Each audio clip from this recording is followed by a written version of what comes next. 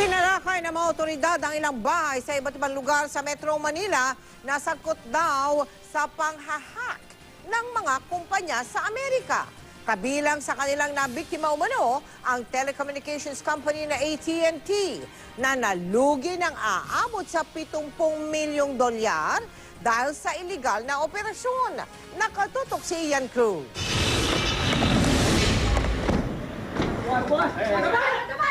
Pinasok ng mga operatiba ng PNP Anti-Cybercrime Group ang bahay na ito sa Gagalangin, Tondo, Maynila.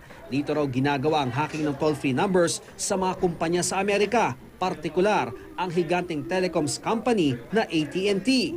Isa ang inaresto at kinumpiska ang computers at iba pang gamit. Ate, pakibukas lang po. Kung hindi, Sunod pinuntahan ang bahay na ito sa Mascardo, Bagong Baryo, Caloocan City. Pero wala ang pakay na tao.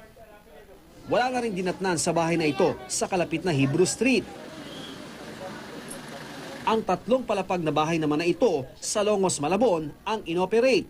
Huli si Romy Mondido na inabutan sa silid na may laptop at telepono.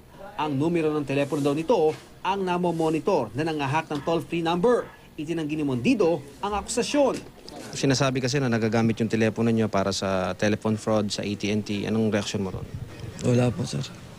Ayon sa operatiba, malaki ang nawawala sa mga kumpanya sa Amerika dahil sa operasyon ng sindikato.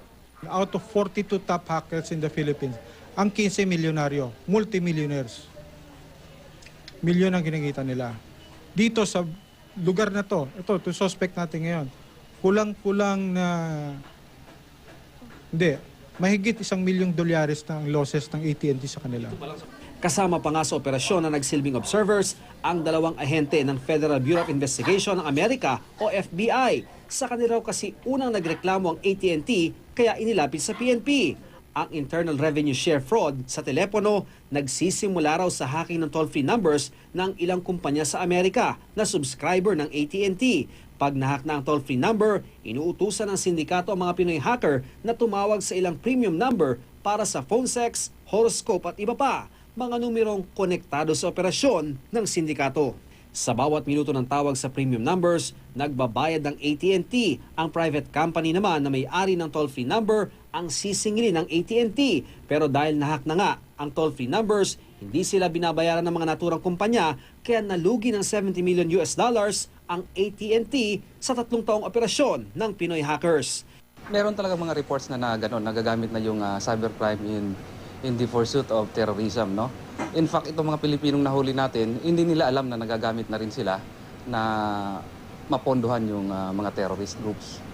Ngayong hapon, 3 iba pang bahay ang sinalakay ng PNP Anti-Cybercrime Group para magsilbi ng search warrant. Ian Cruz, Nakatutok, 24 Oras.